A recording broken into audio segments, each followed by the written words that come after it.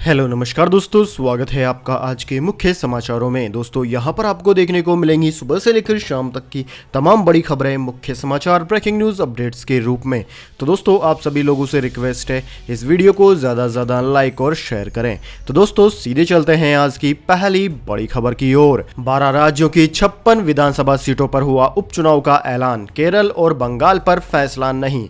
जी हाँ दोस्तों, भारत निर्वाचन आयोग यानी कि इलेक्शन कमीशन ऑफ इंडिया ने मंगलवार को देश के 12 राज्यों की 56 विधानसभा सीटों और एक लोकसभा सीट पर उपचुनाव की तारीखों का ऐलान कर दिया है। आयोग के अनुसार बिहार के एक संसदीय क्षेत्र और मणिपुर की 2 विधानसभा सीटों पर उपचुनाव 7 नवंबर को होंगे, जबकि छत्तीसगढ़, गुजरात, झारखंड, कर्नाटक, मध्य प्रदेश, नागालैंड, ओडिशा, तेलंगाना और उत्तर प्रदेश के 53 विधानसभा क्षेत्रों के उपचुनाव 3 नवंबर को होंगे। इन सभी सीटों पर होने वाले मतदान की गणना बिहार चुनाव के साथ 10 नवंबर को होंगी। आयोग ने फैसला किया है कि केरल, तमिलनाडु, असम और पश्चिम बंगाल के 7 सीटों पर इस समय उपचुनाव नहीं कराया जाएगा। इसके बाद दोस्तों अगली बड़ी खबर, unlock 5.0 cinema hall, swimming pool को खोलने की तैयारी, गृह मंत्रालय जारी करेगा गाइडलाइंस। जी हां दोस्तों, देश में अनलॉक का 5वां चरण 1 अक्टूबर से लागू होगा। जानकारी के अनुसार केंद्रीय गृह मंत्रालय ने आज या कल के बीच दिशा निर्देशों के एक नए सेट की घोषणा करने की उम्मीद है। सबसे बड़ी घोषणा सिनेमा हॉल को फिर से खोलने के रूप में आ सकती है, जो अब 6 महीने से बंद है। नए दिशा निर्देशों को आने वाले त्योहारी सीजन में भी लागू किए जाने की संभावना है, जहां फिजिकली एक्टिविटी बढ़ने की संभावना है। इससे पहले दोस्तों जारी किए गए दिशा निर्देशों में एमएचए मॉल, सैलून, रेस्तरां और जिम को संचालित करने की अनुमति दी थी। हालांकि सिनेमा हॉल, स्विमिंग पूल और मनोरंजन पार्क पर प्रतिबंध के संबंध में कोई घोषणा नहीं की गई थी। ऐसे में इस बार सिनेमा हॉल, स्विमिंग पूल को खोलने की इजाजत दी जा सकती है, साथ ही स्कूल भी खुल सकते हैं। इसके बाद दोस्तों अगली बड़ी खबर, आम आदमी के लिए बड़ी खबर, स्टेशनों पर गेस्ट को छोड़ने या फिर रिसीव करने वालों से रेलवे वसूलेगा इतने रुपए का चार्ज। जी हां दोस्तों, रेलवे जल्दी मुसाफिरों से यूजर चार्ज वसूलने की तैयारी में है। ये चार्ज 10 रुपए से लेकर 35 रुपए तक हो सकता है। दोस्तों यह टिकट के साथ तो लगेगा ही लगेगा। इसके अलावा अगर आप स्टेशन पर किसी को छोड़ने जाते हैं या फिर आप किसी को रिसीव करने जाते हैं तो भी आपको यूजर चार्ज देना ही होगा। इसके अंतर्गत आपको प्लेटफॉर्म टिकट के अलावा 5 रुपए यूजर चार्ज देना होगा। इसके बाद दोस्तों अगली बड़ी खबर, भारत के लिए खतरा बन सकता है चीन का एक और भयानक वायरस। जी हां दोस्तों, इस महामारी का प्रकोप झेल रहे देश के लिए चीन से आई एक खबर ने चिंता बढ़ा दी है। भारतीय चिकित्सा अनुसंधान परिषद ICMR ने चेताया है कि चीन का KET-Q वायरस भारत में बुखार से संबंधित कई अन्य बीमारियां फैला सकता है। इस महामारी का संक्रमण चीन से ही फैला है और पूरी दुनिया में इससे तकरीबन 10 लाख लोगों की जान जा चुकी है। भारत में भी इस महामारी के चलते लगभग 96,000 से ज्यादा लोग अपनी जान गंवा चुके हैं। ICMR ने अपने एक हालिया प्रकाशित शोध में दावा किया है कि मच्छर जैसे खून चूसने वाले जीव से मनुष्यों में फैलने वाला यह वायरस मनुष्यों में मेनिंजाइटिस और बच्चों में दिमागी बुखार जैसी बीमारियां फैला सकता है। ICMR के मुताबिक भारत में पाए जाने वाले मच्छर इस CQV वायरस को फैलाने में पूरी तरह सक्षम है। स्तनपायी जंतुओं में सुअर इस वायरस के प्राथमिक वाहक होते हैं। इसके बाद दोस्तों अगली बड़ी खबर, नए कृषि कानूनों के खिलाफ जंग तेज करेगी कांग्रेस, किसानों से बात करेंगे राहुल गांधी। जी हां दोस्तों, नए कृषि कानूनों के खिलाफ लड़ाई और तेज करने की खातिर रणनीति बनाने के लिए कांग्रेस के पूर्व अध्यक्ष राहुल गांधी मंगलवार सुबह 10 बजे किसानों से बातचीत करेंगे। यह बातचीत वीडियो कॉन्फ्रेंसिंग के जरिए होगी। पार्टी अध्यक्ष सोनिया गांधी की तरफ से भी कांग्रेस शासित राज्यों को कहा गया है कि वो इस बिल का विरोध करें। कांग्रेस नेता राहुल गांधी ने भी नए कानूनों को लेकर केंद्र सरकार पर निशाना साधा है। राहुल गांधी ने ट्वीट कर कहा कि किसानों की आवाज दबाई जा रही है, भारत में लोकतंत्र खत्म हो गया है, यह कानून हमारे किसानों के लिए मौत का फरमान है। वहीं दोस्तों पंजाब के मुख्यमंत्री कैप्टन अमरिंदर सिंह ने मंगलवार सुबह 11 बजे किसानों से मुलाकात की। अमरिंदर सिंह पहले ही कह चुके हैं कि केंद्र सरकार के इस फैसले के खिलाफ पंजाब सरकार अदालत जाएगी। किसानों के समर्थन में अमरिंदर सिंह सोमवार को धरने पर भी बैठे थे। इसके बाद दोस्तों अगली बड़ी खबर, यूपी के हाथरस में फिर निर्भया कांड, परिजनों को नहीं दिया गया शव, सफरजंग में धरने पर बैठे पिता और भाई। जी हां दोस्तों, हाथरस सामूहिक दुष्कर्म पीड़िता के पिता और भाई सफरगंज अस्पताल में धरने पर बैठ गए हैं। उन्होंने आरोप लगाया है कि हमारी अनुमति के बिना शव को अस्पताल से ले जाया गया, हमें कोई पोस्टमार्टम रिपोर्ट नहीं मिली, हमने किसी कागज पर हस्ताक्षर नहीं किए। परिवार का कहना है कि हमारी अनुमति के बिना अस्पताल शव को कैसे ले जा सकता है। पीड़िता के भाई ने कहा कि पिता ने एम्बुलेंस ड्राइवर से बात की है, एम्बुलेंस यमुना एक्सप्रेसवे पार कर चुकी है। पिता ने ड्राइवर के वापस आने और पोस्टमार्टम रिपोर्ट दिखाने को कहा। अगर ये सब नहीं होता तो हाथरस में शव को कोई भी स्वीकार नहीं करेगा। वहीं भीम आर्मी के चीफ चंद्रशेखर आजाद ने सफरगंज हॉस्पिटल के डॉक्टरों पर गंभीर आरोप लगाए हैं। उन्होंने कहा है कि सोमवार रात को डॉक्टरों ने वेंटिलेटर का प्लग निकाल दिया था क्योंकि सरकार चाहती थी कि पीड़िता की मौत हो जाए, क्योंकि वो एक दलित समुदाय की थी। चंद्रशेखर आजाद ने कहा कि पीड़िता के माता पिता के साथ यहां पर कोई भी पुलिस वाला नहीं था। दोस्तों आपकी जानकारी के लिए बता दें, हाथरस में पीड़िता के साथ पहले सामूहिक दुष्कर्म किया गया, उसके बाद में उसके रीढ़ की हड्डी तोड़ दी गई, उसकी जीभ काट दी गई और उसके दुपट्टे से उसका गला दबाया गया। पीड़िता को मृत समझकर उच्च समाज के लोग उसे वहीं पर छोड़कर चले गए। बाद में उसकी मां उसे अस्पताल लेकर गई जहां पर उसके साथ हुए दुष्कर्म का पता चला। इसके बाद दोस्तों अगली बड़ी खबर, उत्तर प्रदेश में सामूहिक दुष्कर्म पीड़िता की मौत के बाद राहुल गांधी ने कहा जंगल राज ने एक और युवती को मार डाला। जी हां दोस्तों, उत्तर प्रदेश के हाथरस में दबंगों की दरिंदगी की शिकार हुई दलित युवती 15 दिन तक जिंदगी की जंग लड़ने के बाद हार गई। हाथरस उत्तर प्रदेश की दुष्कर्म पीड़िता ने दिल्ली के सफदरजंग अस्पताल में उपचार के दौरान दम तोड़ दिया। यूपी सरकार ने पीड़ित के परिजनों के लिए 10 लाख रुपए के मुआवजे का ऐलान किया। हाथरस की बेटी की मौत को लेकर कांग्रेस आक्रामक है। महिला आयोग के कार्यकर्ताओं ने दिल्ली में प्रदर्शन किया तो यूपी की प्रभारी महासचिव प्रियंका गांधी ने पीड़िता के परिजनों से बात की। कांग्रेस नेता अध्यक्ष राहुल गांधी ने भी ट्वीट कर यूपी की योगी सरकार पर हमला बोला है। राहुल गांधी ने ट्वीट कर कहा कि यूपी के वर्ग विशेष जंगल राज ने एक और युवती को मार डाला। राहुल गांधी ने अपने ट्वीट में आगे कहा कि सरकार ने कहा था कि ये फेक न्यूज है और पीड़िता को मरने के लिए छोड़ दिया। राहुल गांधी ने इसके लिए यूपी सरकार की आलोचना करते हुए लिखा कि न तो ये दुर्भाग्यपूर्ण घटना फेक थी और ना ही पीड़िता की मौत और ना ही सरकार की बेरहमी। दोस्तों इससे यूपी सरकार कटघरे में आ गई है क्योंकि यूपी सरकार ने कहा था कि यह फेक न्यूज है और इस घटना को दबाने की कोशिश की थी, लेकिन पीड़िता की मौत ने सब कुछ उजागर कर दिया। इसके बाद दोस्तों अगली बड़ी खबर, प्रायोजित आतंकवाद को लेकर यूनाइटेड नेशंस में घिरा पाकिस्तान, भारत ने दोहराई यह मांग। जी हां दोस्तों, भारत ने आरोप लगाया है कि पाकिस्तान के डुलमुख रवैये के कारण मुंबई और पठानकोट आतंकवादी हमलों के पीड़ितों को अब तक इंसाफ नहीं मिल पाया है। आतंकवाद से पीड़ित लोगों के मित्र संगठन से दूसरी मंत्री स्तरीय बैठक के बाद भारतीय विदेश मंत्रालय के पूर्व सचिव विजय सिंह ठाकुर ने कहा कि वर्ष 2008 में मुंबई और 2016 में पठानकोट में हुए आतंकी हमलों के पीड़ित अभी न्याय की राह देख रहे हैं। दोनों हमलों के दोषियों को पाकिस्तान के आतंकवादी समूहों ने बढ़ावा दिया है और इस संबंध में दिए गए सबूतों पर पाकिस्तान ने कार्यवाही करने में कोई रुचि नहीं दिखाई है। इसके बाद दोस्तों अब जान लेते हैं पूरी दुनिया और भारत में क्या है इस महामारी की स्थिति। तो सबसे पहले भारत की बात की जाए तो भारत में इस महामारी के आंकड़े लगातार गंभीर होते जा रहे हैं। भारत में इस महामारी के आंकड़े लगभग 62 लाख हो गए हैं। वहीं दोस्तों इस महामारी से मरने वालों की संख्या भी 96,000 को पार कर गई है। भारत पूरी दुनिया में दूसरे नंबर पर आ गया है कुल संक्रमितों के मामले में।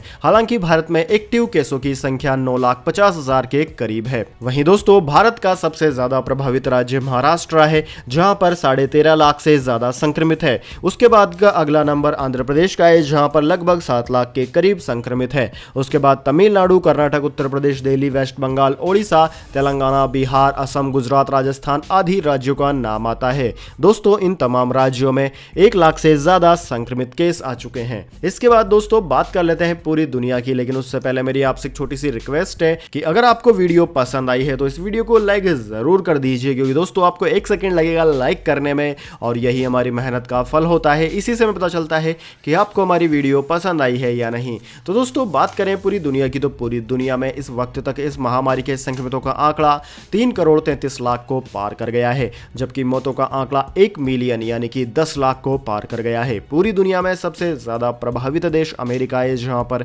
71,64,000 से ज्यादा संक्रमित है, जबकि मौतों का आंकड़ा 2 लाख को पार कर गया है।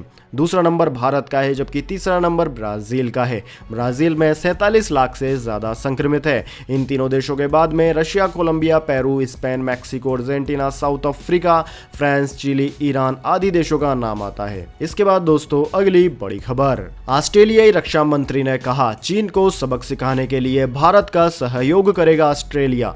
जी हां दोस्तों, पिछले कई दिनों से चीन से संबंध काफी देशों के अच्छे नहीं रहे हैं। इन देशों में एक नाम ऑस्ट्रेलिया का भी है। इसी कड़ी में हिंद प्रशांत क्षेत्र में चीन के बढ़ते खतरों से निपटने के लिए ऑस्ट्रेलिया ने भारत के साथ सहयोग बढ़ाने का ऐलान किया है। ऑस्ट्रेलिया की रक्षा मंत्री लिंडा रेनॉल्ड ने कहा कि अधिक सुरक्षित, खुले, समावेशी और समृद्ध हिंद प्रशांत क्षेत्र के साझा दृष्टिकोण के समर्थन में ऑस्ट्रेलिया समान विचारधारा वाले देश जैसे कि भारत के साथ अपने संबंधों को गहरा करना जारी रखेगा।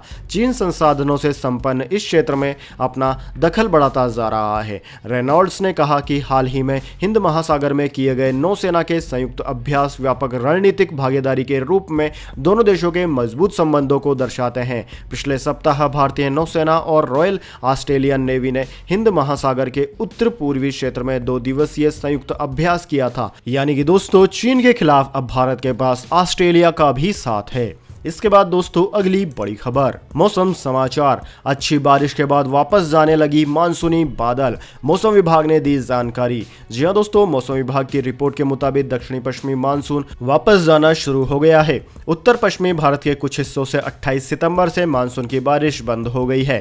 सामान्य तौर पर मानसून की वापसी 17 सितंबर तक हो जाती है, लेकिन इस साल मानसून काफी देर से वापस जा रहा है। मौसम विभाग के नेशनल वेदर फोरकास्टिंग सेंटर के मुताबिक पश्चिम और उत्तर पश्चिमी भारत में एक एंटी साइक्लोनिक सर्कुलेशन बना हुआ है। इसके चलते बारिश और हवाओं में नमी कम होना शुरू हो गई है। पश्चिमी राजस्थान के कुछ हिस्सों और पंजाब के कई हिस्सों में मानसून का विड्रॉल हो गया है। मानसून विभाग की रिपोर्ट के मुताबिक मानसून की विड्रॉल लाइव इस समय अमृतसर, भटिंडा, हनुमानगढ़, बीकानेर और जैसलमेर से होकर गुजर रही है। मौसम वैज्ञानिकों के मुताबिक अगले 2 से 3 दिनों में राजस्थान, पंजाब, हरियाणा, चंडीगढ़, दिल्ली, उत्तर प्रदेश और मध्य प्रदेश के ज्यादातर इलाकों से मानसून पूरी तरह वापस चला जाएगा। इसके बाद दोस्तों अगली बड़ी खबर, गोल्ड प्राइस टुडे। सोने में आई बड़ी तेजी, 10 ग्राम का भाव 51,000 रुपए के पार, चांदी भी चमकी। जी हां दोस्तों, सोने चांदी की कीमतों में आज बड़ी तेजी देखने को मिली है। इस तेजी के बाद सोना वापस 51,000 के पार निकल गया।